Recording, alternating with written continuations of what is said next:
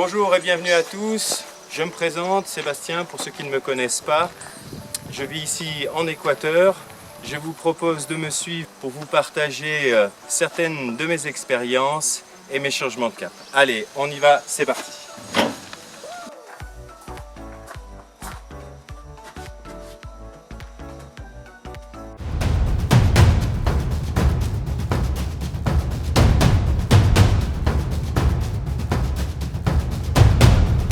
Et bien voilà, on y est. Je vais vous faire la visite de notre maison en conteneur ici à Mindo en Équateur. Je vous invite à me suivre.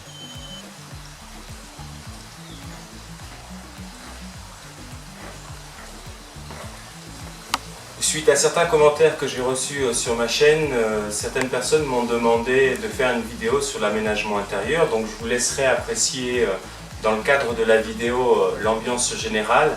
Je ne vais pas m'attarder sur ce sujet-là, je suis quand même d'une profession plus technique, donc je vais principalement vous parler dans le cadre d'une maison en container, les points qui sont les plus importants comme le sol, l'isolation, la partie orientation de la maison et bien d'autres sujets.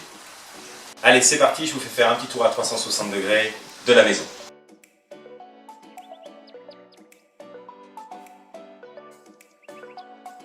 Maintenant, on rentre dans le détail.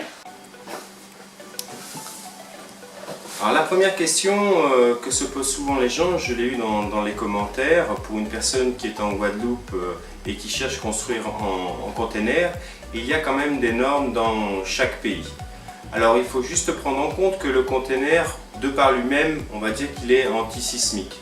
La plus grande problématique est uniquement de les raccorder entre eux et de les raccorder avec votre système de soubassement. Donc c'est vraiment le point le plus important en soi pour la réalisation d'une maison de ce type-là. Chaque pays vous imposera une norme, ce qui est logique. Donc cette personne de Guadeloupe me disait qu'ils ont aussi une norme sur les cyclones et sur l'aspect sismique.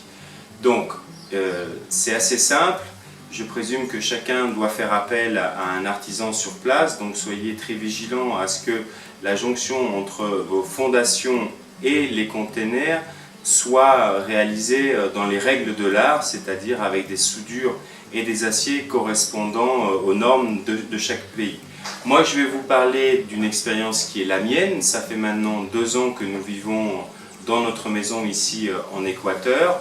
Et je vais vraiment vous faire un retour d'expérience sur l'aspect thermique, sur l'aspect phonique, la partie structurelle, parce qu'ici aussi nous avons quelques tremblements de terre, donc la maison en container réagit très bien. Alors elle réagit très bien, mais on sait qu'il y a un tremblement de terre, parce qu'on a une connexion directe avec les fondations, donc les maisons en métal sont assez réactives. C'est immédiat, on sait qu'il y a un tremblement de terre. Donc dans une maison en container, le gros avantage c'est que s'il y a effectivement un tremblement de terre, le meilleur endroit où vous puissiez être, c'est dans un container, car le container au pire bougera sur lui-même, mais vous ne risquez rien au niveau structurel, rien vous tombera dessus, puisque le bâti en lui-même est déjà optimal. Voilà, n'hésitez surtout pas à revisionner la première et la deuxième vidéo qui sont plus les aspects techniques de la construction. Maintenant, je vais vous montrer à l'intérieur comment ça fonctionne au niveau structurel. Donc, il faut bien que vous preniez en compte que les containers sont une chose, mais il faut aussi les assembler entre eux pour donner une cohésion à votre maison, c'est-à-dire ce qu'on appelle faire quelque chose qui est monobloc. Donc ici vous voyez la cheminée, ce sont deux piliers en acier plus une barre transversale qui elle m'a permis tout simplement de réceptionner la partie étage qui est en cours de construction. Donc cette poutre horizontale permet d'unir les containers qui sont de chaque côté et qui permettent aussi de faire une reprise de charge pour l'étage. Donc prenez toujours en compte qu'un container seul est monobloc. Dès lors où vous allez en avoir 2 ou plusieurs, il va falloir que vous les assembliez d'une manière efficace. Pour la partie, on va dire, ensoleillement, la partie thermique et la partie visuelle. j'ai certains des commentaires qui parlent de l'aspect thermique principalement et la peur d'avoir une maison en container super chaude ou super froide. Nous ici en Équateur, comme nous sommes sous les tropiques, nous n'avons pas eu besoin d'isoler réellement la maison sur un plan thermique et phonique. Alors on a pratiqué une petite isolation phonique et une petite isolation thermique. L'isolation thermique principalement nous l'avons gérée d'une manière qui est différente. On l'a gérée par l'orientation de la maison. Donc d'une, on voulait une belle vue et on a la chance d'être avec une vue plein sud. Donc on a la partie thermique qui est relativement assez facile à gérer. Maintenant, concernant la structure qui est une verrière, ce choix a eu deux raisons. Le premier, c'est que nous voulions être vraiment en contact avec les éléments, donc c'est vrai que le soir ou la journée, quand il pleut, c'est très agréable de voir la pluie vous tomber dessus mais sans être mouillé. De plus, on voit aussi tous les oiseaux qui nous passent au-dessus et je vous garantis que la pleine lune le soir, c'est assez sympa. Le salon est tout illuminé, c'est assez classe. Maintenant, il y a un autre paramètre aussi, et je pense que tous les pays ne sont pas équivalents à ce niveau-là, c'était la gestion de l'humidité. Nous, ici, nous avons à peu près entre 75 jusqu'à 100% d'humidité suivant la saison. Donc, le but de la manœuvre aussi de cette verrière, qui est orientée plein sud, était d'obtenir un maximum de chaleur en journée, de façon à assécher la maison. Alors, à savoir que la maison n'est pas réellement humide parce qu'elle est très ventilée entre l'arrière et l'avant, donc on joue le système de ventilation puisque la maison est relativement ouverte. Et par-dessus, on a ce fameux vitrage qui nous permet en fait d'obtenir une quantité de chaleur suffisante pour assécher le taux résiduel d'humidité qui pourrait être contraignant dans certains moments et plus ou moins sur la période, on va dire, humide de l'équateur. Pour ce qui est question du vitrage, il faut savoir quand même que vous vivez au-dessous, donc il faut quand même être un vitrage d'une certaine qualité, d'une certaine épaisseur. Donc faites toujours attention au fameux effet loupe qui pourrait abîmer votre mobilier. Donc suivant les pays, vous pouvez trouver du double vitrage, du triple vitrage, du Stadip 44.2 ou du vitrage argonné. Ici, nous, on n'a pas ces options-là et elles ne sont pas réellement nécessaires du fait qu'on soit quand même dans un pays qui est beaucoup plus light au niveau des conditions climatiques. Maintenant, nous, ici, nous avons mis un vitrage qui est de 1 cm d'épaisseur, qui est ce qu'on appelle templado, c'est-à-dire un vitrage qui, s'il venait à se briser, n'a pas d'impact. Ça fait un peu comme le principe des pare-brises. Donc sur cette structure en métal, voilà, si vous partez du principe que tout bouge, le vitrage a été déposé dessus avec un genre d'une petite réglette entre chaque poutre horizontale de façon à laisser une dilatation. Il faut savoir que la maison, entre les échanges thermiques de la nuit, du jour, la maison, vous l'entendrez systématiquement un petit peu craquer parce que ça dilate. Le métal a cette facilité-là. Donc laissez systématiquement 5 mm de chaque côté de chaque vitrage avec un profil au milieu de façon à ce que vous n'ayez pas de contrainte sur le verre. Donc voilà, là je vais me diriger vers la cuisine pour vous expliquer un petit peu quand même l'ambiance que nous avons souhaité mettre dans la maison. Donc comment vous dire, voyez ici par exemple on est parti sur le concept de faire une maison plus ou moins industrielle. C'est quand même une première ici en Équateur ce type de construction. Donc il faut bien comprendre que chaque pays n'a pas forcément tout ce qu'il faut au niveau des meubles ou de ce type-là. Donc nous on est parti sur un principe qu'on a récupéré parce qu'on adore la récup. Sylvie et moi on aime bien remodeler des meubles. Donc ça ce sont des meubles tout simplement de bureaux dans des des entreprises. Donc voilà, on les a récupérés tels quels, ils sont tous sur tiroir coulissant. Donc vous voyez ici, c'est ce qu'on appelle un archiveur, c'est pareil, où on vient mettre voilà, les aliments comme les épices, les pâtes, enfin voilà, on est parti sur un principe où on veut conserver vraiment l'aspect container pour donner ce fameux style industriel. Donc ici voilà, tout est assez simple, hein. Là c'est un grand meuble que l'on a récupéré parce qu'on voulait avoir un plan central, parce qu'on aime les îlots centrales. La pièce de vie principale pour nous, c'est quand même la cuisine, c'est là où on passe la majeure partie de notre temps, même si effectivement la maison est complètement ouverte, mais on a toujours apprécié les îlots centrales. Donc maintenant, comme on est deux, voilà, on a un plan snack, on mange ici, on discute, on boit un coup, enfin voilà, on part sur ce principe-là. Donc vous voyez, ici ce sont que des meubles, on va dire, semi-industriels pour respecter le style. Et puis on a mis tout simplement quelque chose qui est assez sympa, qui est effectivement pas cher. Ce sont des dalles en porcelaine, hein. Normalement c'est fait pour mettre au sol, hein. C'est un carrelage. Et en fait nous on aimait bien le principe du 1,20 m.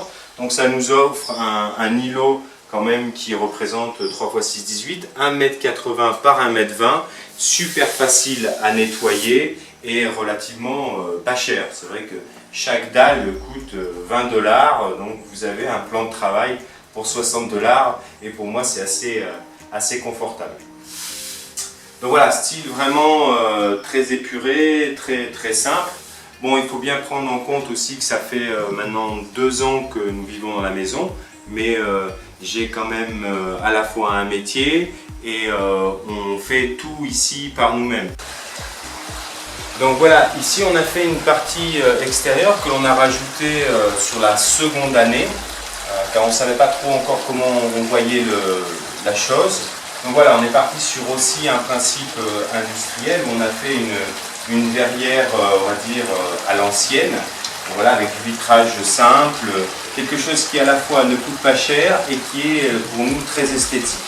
Donc voilà, on a notre petite terrasse d'été, car ici sur ce côté là, comme nous avons juste la rivière qui passe à côté, c'est un lieu qui est beaucoup plus frais, alors que la partie avant qui est vraiment plein soleil, elle est beaucoup plus chaude et on l'utilise principalement le matin, car d'une on n'a pas la gêne entre guillemets voilà, du bruit de la rivière, et on peut profiter de la vue panoramique sur la montagne. Donc là maintenant je pense important, je vais tout simplement vous faire un petit schéma, un petit dessin de la maison pour que vous puissiez voir comment est réalisée la maison. Donc voilà, ici nous avons un container, nous avons positionné 3 containers, voilà. Ici nous avons fait un raccord en bloc de parpaing de chaque côté, et là nous avons la dalle principale. Donc ici c'est la salle de bain, ici c'est la buanderie, voilà. Ici dans le premier container nous avons la cuisine, ici nous avons le bureau. Entre les deux, dans le container où il y a la chambre, nous avons fait une séparation, car ici nous avons un dressing. Vous avez la terrasse arrière où je suis actuellement sur la table, et devant nous avons la terrasse en bois principale. Ici nous avons le salon, et le concept de cette maison a été prévu de façon à ce que l'on ait une circulation optimale. Donc c'est vrai que nous passons de la chambre au dressing, à la salle de bain, à la cuisine, à la partie salon. Nous avons de l'extérieur vers l'intérieur, d'ici vers l'intérieur, de l'entrée qui est positionnée juste entre les deux ici, puisque nous avons la porte de la buanderie, et là nous avons l'entrée principale ici, enfin la seconde entrée pour rentrer dans la maison. Donc le but était d'avoir une maison de plein pied avec une circulation optimale et que de chaque endroit nous puissions voir la pièce opposée. Donc c'est vrai que quand nous sommes dans notre chambre, nous pouvons voir en face dans le bureau. Quand on est du bureau, on peut voir le salon et ainsi de suite. Voilà le concept de base de cette maison. Alors pour la gestion de l'aménagement, derrière vous, il y a notre chambre. J'avais un grand rêve avec ma femme, parce qu'on a fait quand même quelques maisons dans notre vie, d'avoir une cheminée qui nous permet directement de notre chambre de voir le feu. Donc voilà, cette cheminée pour l'instant n'est pas opérationnelle pour la simple et bonne raison que l'étage n'étant pas encore réalisé. Vous le savez tous, pour des questions de Covid, la logistique, transport, achat des matériaux n'est toujours pas aussi facile actuellement ici en Équateur. Donc nous avons le bureau qui se trouve derrière moi, donc comme je vous expliquais, la fameuse circulation, c'est-à-dire que de la chambre nous voyons le bureau et du bureau on peut voir la chambre, et de ces deux pièces-là on peut aussi voir la cheminée, qui reste un point central pour nous dans notre projet de maison.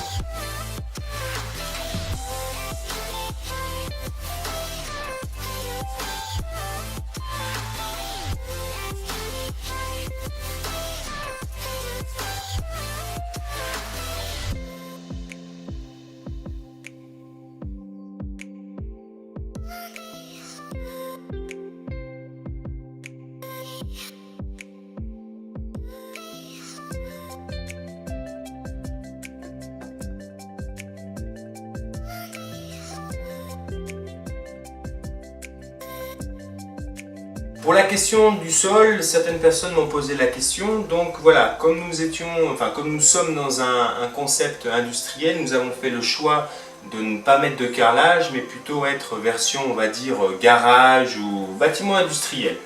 Donc on a une partie structurelle qui est de 16 cm, qui est la dalle en béton avec tout le concept que vous avez pu voir dans les vidéos précédentes. Et volontairement, nous avons coulé une chape de 6 cm dessus et nous ne l'avons pas, armé. Nous n'avons pas mis de métal à l'intérieur de façon à obtenir des fissures. Je voulais vraiment que cet aspect ressorte un peu ancien, un peu vieux bâtiment industriel.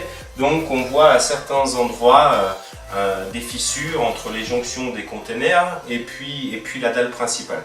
Donc c'était vraiment un esthétique que l'on souhaitait. Alors mécaniquement il n'y a pas de souci, puisque par-dessus ça nous avons mis une peinture, on va dire industrielle, qui est vraiment très résistante, qui est à base d'époxy tout simplement, et qui est alimentaire par la même occasion. Il faut savoir aussi que le fait d'avoir fait ce type de sol épais en béton nous donne une zone de confort le soir. Quand la température extérieure descend, l'accumulation par la fameuse baie vitrée, qui est à la fois de façade et par le toit, nous permet de charger le support qui est le sol. Et comme on fait 6 plus 14, nous avons 20 cm de charge, et ça permet de faire comme un accumulateur de chaleur. Et le soir, quand vous marchez pieds nus et en chaussettes, c'est le top. Bilan sur une maison que nous avons réalisée maintenant il y a 2 ans, sur les points positifs et les points négatifs. Alors les points négatifs, je vous avouerai que j'en vois pas beaucoup, hormis effectivement, comme je vous le disais auparavant, la partie climat, où le taux d'humidité est quand même quelque chose que l'on doit gérer. Sur d'autres aspects, concrètement, je vois pas grand chose. Je pense que la maison que l'on a, elle a été relativement bien conçue et on en est satisfait. Maintenant, les points positifs, je vais vous en trouver des paquets, comme l'entretien, la facilité d'avoir une maison facile d'entretien, très lumineuse, la circulation est vraiment très agréable. On a aussi l'aspect, comme je vous l'ai dit dans la première ou la deuxième vidéo, je ne me rappelle plus, l'aspect où on est vraiment en contact avec les éléments, parce que c'est vrai que la maison est quand même sacrément ouverte. Donc voilà, on a vraiment des aspects super sympas à ce niveau-là. On a le côté frais avec la rivière sur la partie arrière, le côté plus silencieux et chaud devant, l'intermédiaire qui est super agréable. Donc voilà, le bilan sur 2 ans depuis que nous vivons dans la maison, même si elle n'est pas encore entièrement terminée, autant pour l'étage que certaines finitions en intérieur, on en est vraiment très satisfait. Si vous avez d'autres questions, n'hésitez pas à les mettre un petit peu plus bas en commentaire, je me ferai un plaisir de vous y répondre. Et je vous dis à bientôt sur ma chaîne Changement de Cap.